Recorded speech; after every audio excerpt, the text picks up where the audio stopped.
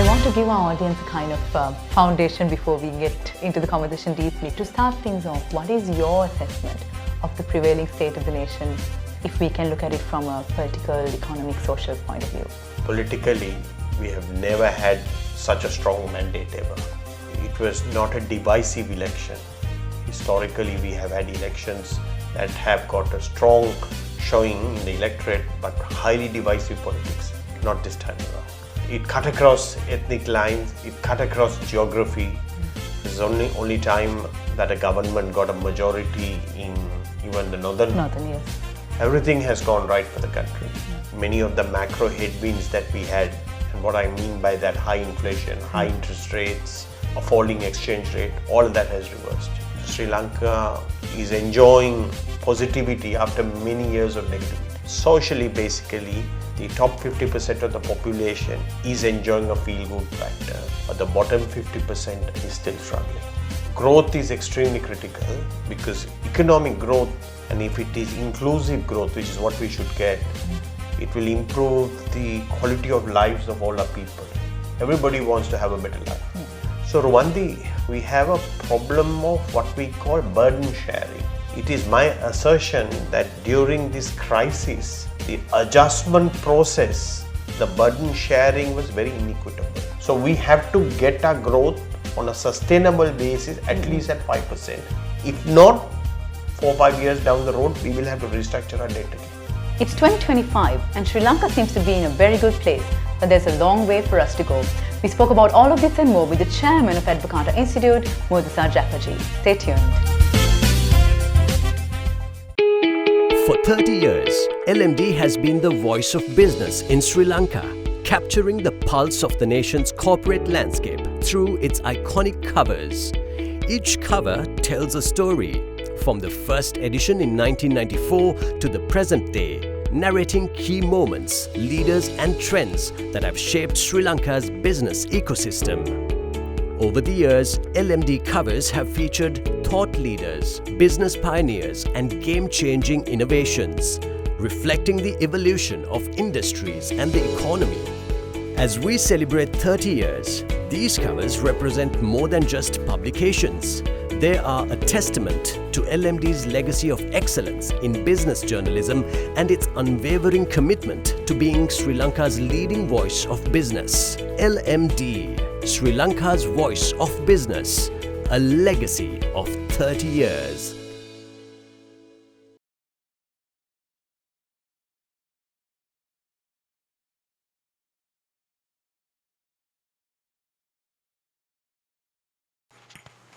Hello and welcome to LMDtv. The topic of conversation today is the state of the nation, and I'm here with the chairman of Advocata Institute, Murtaza Jafferjee. So Jafferjee, welcome to our show. Thank you for inviting me, Ruwandi. Lovely to have you here. I want to give our audience a kind of foundation before we get into the conversation deeply. So to start things off, what is your assessment of the prevailing state of the nation, if we can look at it from a political, economic, social point of view? Okay, politically, we have never had such a strong mandate ever. It was not a divisive election. Historically, we have had elections that have got a strong showing in the electorate, but highly divisive politics, not this time around. That it cut across ethnic lines, it cut across geography. It was the only time that a government got a majority in even the northern peninsula. So they got an historically strong mandate politically. Economically, this government and the country is enjoying a spot in the sun. Everything has gone right for the country. That many of the macro headwinds that we had, and what I mean by that, high inflation, high interest rates, a falling exchange rate, all of that has reversed. Sri Lankan rupee has appreciated. We have deflation, which means that not that prices have come down, but the rate of increase has gone negative marginally because of energy prices. And interest rates are down, tourism is up, the weather gods have been very kind. In fact, in one way unkind, because tourists come here to enjoy the sun. And they're not and there's no sun. And I don't recollect January being wet. Exactly. So the climate has its adversities, but generally it has been very favorable, and I'm expecting a very good harvest. So Sri Lanka is enjoying positivity after many years of negativity. That's how I would sum it up. Socially, basically, the top 50% of the population is enjoying a feel-good factor, but the bottom 50% is still struggling. Do you think they're struggling because although we have positivity, it's not enough? Yes, because when you had the kind of crisis that we had, although the growth has been 5% last year, we are still way below 2018. So if we have a very good year of growth this year, we will get back to where we were in 2018. So in the last 7 years, we have not moved. And the poor are much more vulnerable to crises. So their real savings have been destroyed, inflation has ruined it, and their real incomes also have got impacted because the cost of living went up. So they have not fully enjoyed the benefit of the recovery, although they are in a much better place than they were 2 years ago. Of course. But a long way to go. You mentioned growth and the need for growth. I think that is the top priority item for the nation this year. How critical though is growth, and how soon should we achieve, and how much? Okay. So growth is extremely critical because economic growth, and if it is inclusive growth, which is what we should get, it will improve the quality of lives of all our people. Everybody wants to have a better life. Yeah. And if you look at the gap between the most advanced countries and countries like us, it is very, very large. So for example, if you use per capita, the United States on a per capita is 20 times richer than we are. Now, there is a wealth inequality even in the United States, but relatively, we have not done ourselves justice since independence the way our economic development has happened. We have certainly improved, but we could have been a lot better. Now, growth is important not only because that is what our people aspire towards, a better quality of life, but we are also carrying an enormous amount of debt. And although we have come out of a debt restructuring, it was what I would call a very light restructuring. So Ruwandi, we have a problem of what we call burden sharing. It is my assertion that during this crisis, the adjustment process, the burden sharing was very inequitable because a lot of the wealthy people were let off. They were the people holding all these financial assets. They should have been haircutted at a much deeper level because they were all let off. Only the superannuation funds, which don't represent the majority of the savings of the very rich, because most of them are working for themselves, etc. So I believe that even in terms of taxation, that there are a lot of tax concessions and tax holidays. They were not sunsetted. We should have ended all of them. There is no moral or economic justification to continue, but they were not touched.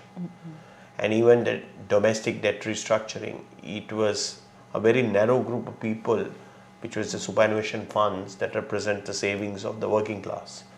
Although there is a skew to high income earners, the business people don't have their savings in the provident funds. And these provident funds did not hold many of these highly yielding government securities that were issued during the crisis at 27%. So in summary, that the burden sharing of the economic adjustment was very inequitable. The poor people got slaughtered because of the very high inflation. But the rich people have other assets, real estate, equities. They have recovered a lot of their wealth lost. So growth is very important because the only way that we can get out of our headwinds is by growing faster than the debt. Now, since we didn't restructure the debt, it's carrying very high interest rates, right? So one indicator is debt to GDP, and the debt is compounding at a faster rate than growth. So we have to get our growth on a sustainable basis, at least at 5%. If not, 4 or 5 years down the road, we will have to restructure our debt again. And how feasible is that looking? I mean, I want to talk about growth, but looking at debt restructuring. I would say more than 50% probability, because growth solves a lot of problems. Yes. Yes. Growth will have a big trickle down effect. So the government will have more money. Especially what happens is there is something called tax buoyancy, which means that when an economy accelerates, your tax collection will be faster than the rate at which the economy grows. And the reason for that is that, when businesses are doing well, they have bigger bonuses, they pay much more profits, people buy discretionary items that have much higher taxation, tax intensity is higher. So government will collect much more revenue when there is growth than when there is no growth, right? So from the fiscal side, which is very constrained, they need growth to continue to post these primary balance surpluses and to have a little bit more extra money to spend on social spending, right? So the benefit for the poor can be increased, and growth is also necessary for that other indicator which I talked about, that the numerator, which is the debt, and the denominator, which is GDP, that the GDP can keep up with the rate at which the debt is growing, if not do better than that. And looking at doing better than that, what are the constraints or the challenges that you see if we look at, let's say, the next 12 months? Yeah. So the next 12 months will be basically still catch-up growth, right? Yeah. Because we have a lot of capacity in an economy that is still not operating at full capacity. So take hotels basically. Yeah. I mean, if you take occupancy as one indicator of capacity utilization, they're still operating below. There are lots of companies still in Sri Lanka where the demand is not back to where it was. Right? They have a lot of surplus capacity. So it will be easier for this catch-up growth to come. But what will happen is that due to multiple crises, starting from the Easter bombings, the COVID, then the economic crisis, investment collapsed. Right? Even from the government, the way we have achieved these primary balance surpluses is capital expenditure. Let me give an example. Last year, they budgeted to spend 1.7 trillion on capital expenditure. They spent 600 billion. So most of that primary balance surplus, which was in excess of what the IMF even forecasted, has come because we cut capital expenditure. Now, your problem is going to be, without capital expenditure, you are not expanding your capacity in your economy. You're not building enough infrastructure. Maybe we were building the wrong type of infrastructure before, we were overpaying for them. But there's a lot of bottlenecks all over the place. Take the airport. Prime example, at certain times of the night, basically, when the peak flights come in, it's a mess. It's like a railway station.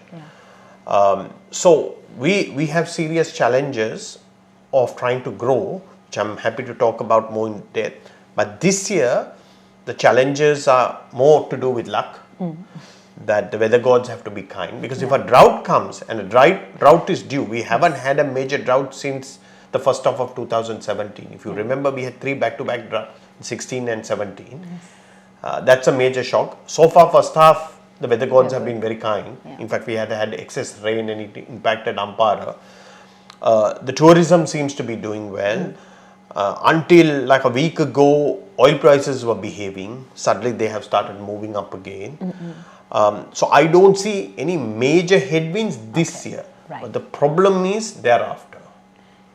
Mr. Jafferjee, a lot of what you mentioned seem to be riding on factors that might be uncontrollable too, like the weather or maybe tourist arrivals. Anything controllable that might be a challenge, for example, talent? Yeah. So the first rule is, what you can control is do no harm. Right? So Sri Lanka basically have excelled in self goals, own goals. Right? Don't kick the ball into your own goal. Right? So first thing is do no harm, which means that don't do stupid things. Don't reverse some of the good stuff that happened under RW's leadership. Even if you don't agree with his politics, agree with his economics. Of course. Right? So for example, the economic transformation law, which I believe is mostly good. Even Advocata critiqued certain of these headline economic targets to be embedded in law, but a lot of it to do with investment promotion agency, industrial zones, free trade, trade agreements. There were many new institutions, including the Productivity Commission. Those are all good. Yeah. Unfortunately, the law was not gazetted before the 7th of November. So it lapsed. They have to reintroduce the law. Some of these price controls that they are talking about, some of these tariffs on tire protection, etc., that's harmful for the consumer. Yeah. Right? And Advocata kind of self-styles itself as being the voice of the consumer, because nobody's speaking about the consumer. The producers are all very well organized. True. They are all lobbying to ensure that rent-seeking and crony capitalism continues, but this is the worst thing for consumers. Yeah. The government must side with consumers. So my sense is, first rule is do no harm. Second rule is be pragmatic. Yeah. Deng Xiaoping famously said, it doesn't matter whether the cat is black or white as long as it catches mice. Yeah. And our biggest issue has been ideology. You are hostage to your ideology. So far, this government has been pragmatic. Yes. They are not excessively ideologues. Although they have been painted, especially by the Western media, as being Marxist. They are not behaving like Marxists. I think they are being very pragmatic and they are being more centrist, which is the right approach to take. It's time now to take a very short break, but we'll soon be back to talk more about State of the Nation.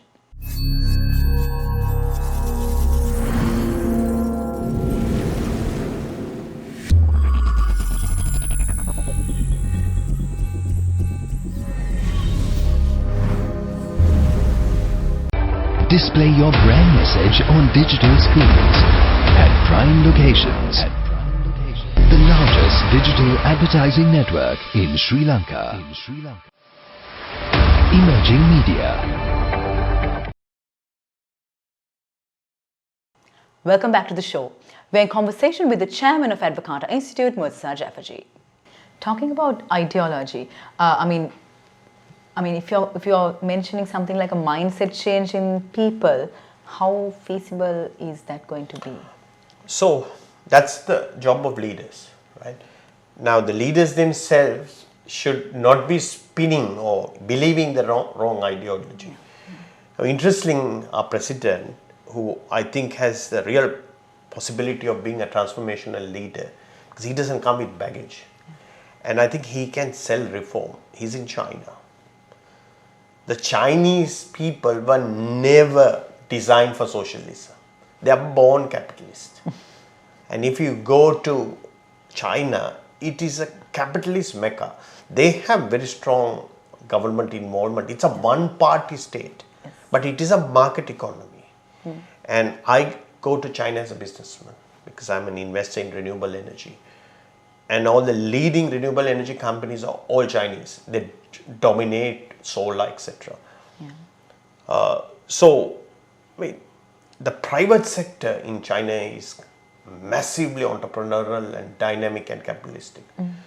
So I hope he comes back with certain lessons. He's probably been to China a few times. But they also have embraced the market system. We also have to embrace the market system, which means that we have to open our country to trade, to free trade. It is ridiculous to try to say that we will try to produce goods that we Sri Lankans need. What we need is, we need to produce goods that the world needs, which is not the entire basket of goods, and we should be buying what we need from whoever is the best and the cheapest. There's a complete confusion that this will create a shortage of dollars. It is a complete misunderstanding, and I have seen so many people repeat the same mistake. The problem with a balance of payment crisis is because we have too much of consumption, we have too much of investment. And the policy tools for that are interest rates, monetary policy, and fiscal policy. That you have too much of consumption and investment because disposable income is too high. Or you are undertaxing and encouraging more consumption or investment in a particular area of the economy. Like for example, we do not undertax cars. We are one of the highest taxed vehicles. Our balance of payment crises are not because people want to buy cars, but the import bill for fuel was 4 times more than the import bill for cars. We undertaxed fuel. At one point, even less than 5% of your retail price was fuel. So we have to get those things right, and we should not try to control the currency or sort balance of payment prices by putting huge tariffs on trade, because what you're doing is, by doing that, you are designing economic policy for 100 families in Sri Lanka. It's not for the 22 million consumers in this country. Interesting. Mr. Jafferjee, we covered on the macro side of things. Looking at the business world, the business community of Sri Lanka, what should they gear up for this year? So, the only way that we can improve this country is we have to increase competition within an economy. The level of competitive intensity is very low. So we have to make many more other sectors contestable, which means that they are open to competition, right? So the government dominates so many sectors, industries. Some of them you're simply not allowed for private competition. Take, for example, the airport. It's a monopoly of the aviation authority. You can't have private airports.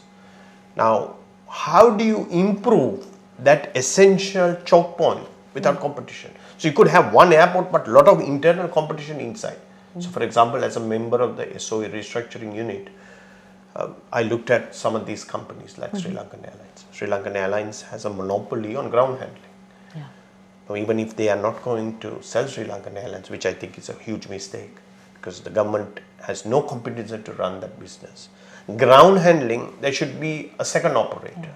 So lots of things. Now electricity, although they are trying to reverse the previous law that permitted private ownership in transmission, if you're going to keep that as a government monopoly, where is the competition? How do you bring about competition to improve? So businesses in Sri Lanka have to get used to competition, right? And they will also benefit because you have to allow competition in everything. Now most businesses add only about 30% value. So one way for them to become more competitive is for them to buy competitively also. They are restricted to so many things. So if we open out the economy, we have to open up everything, because everything is interconnected. We should not be sequencing. And if you, one of the people in Advocata that I have had discussions like how you are interviewing me, I interviewed New Zealand's architect who basically reformed the whole economy. It's a very interesting country to look at, New Zealand, called Roger Douglas. And he had a version of economics called Rogernomics. So his belief was basically reform everything in one go. Don't sequence, because everything is interconnected. Right? So everybody knows the rules of the game, and for us, our greatest opportunity, the way to create prosperity for the poor, is to open this economy to the world. And it is through competition that all of us will get better. I mean, you just take a race. You run a race, you run 100 meters, and you run with 3 to 4 other people. Most people will run better with competition. So that's what businesses should get used to, that they should not basically lobby to reduce competition. They should accept it, but make sure that every other sector is open, because you need inputs from everything, right? And then the government, as much as possible, should try to get out of the way and make the life of business people much easier by improving doing business, etc. Because all of us have to deal a lot with government, and the bureaucracy and the procedures, take a lot of our energy that should be utilized to how to improve the consumer surplus for consumers. That's true. Mr. Jafferjee, it's such an interesting conversation. We're unfortunately nearing the end, but before we let you go, we spoke of the government, we spoke of business. To end things, growth is something that I think is the responsibility of everyone. What is your message to Sri Lankans on how each of us can contribute to growth in our own way? We are living in an amazing period for humanity. this artificial intelligence is for real. The kind of things that they are doing in biology is phenomenal. Take these weight loss drugs. Take some of the stuff that they're doing with gene sequencing, with DNA. We are in an incredible period in humanity. If you look at the history of the world, until about 200-300 years ago, humanity didn't go anywhere. The quality of life hardly improved. The Industrial Revolution happened. And of course, the way societies worked also changed. So in countries that had more inclusive governments, basically, that respected the rights of people, they prospered. Right? In our kind of country, although we talk about democracy, there was political capture. There is extractive. Now, the thing is that after the Industrial Revolution, there's the information revolution. And now we are in the cusp of this AI revolution and an age of biology. So amazing things are going to happen. So the first thing that I can tell the people is that you have to become a lifelong learner. And you have to focus on how to improve your own personal productivity. So it doesn't mean that you need fancy university degrees. But today, you can learn anything on YouTube. A lot of stuff that I learned is all for free. The knowledge has become free. So we all have to play our role in bettering ourselves. And through that, we can better our workplace. And it's the aggregation of the 22 million people's work that adds up to the output of the country.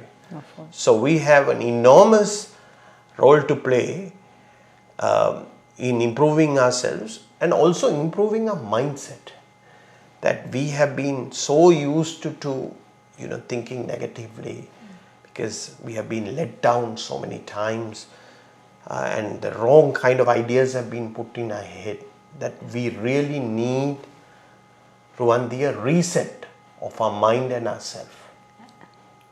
Lovely message. Thank you, Mr. Jafferjee. We've been in conversation with the chairman of Advocata Institute, Murtaza Jafferjee. Thank you very much for an insightful conversation. My pleasure for inviting me. And thank you to all our viewers for joining us. Until next time, take care. Don't forget to subscribe to our YouTube channel and follow us on Facebook, LinkedIn, Instagram and X. Thank you for watching and stay safe.